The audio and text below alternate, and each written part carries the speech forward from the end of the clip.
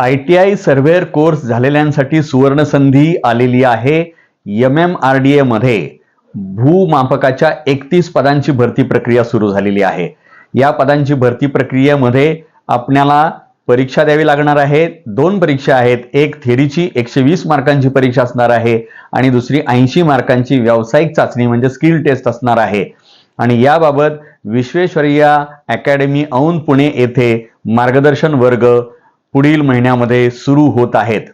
One विभागामध्ये या अकॅडमीचे सुमारे 30 विद्यार्थ्यांची निवड झालेली आहे आणि आता या भरती प्रक्रियेचं मार्गदर्शन या अकॅडमी मार्फत सुरू होणार आहे. इच्छुकांनी त्वरित संपर्क साधा.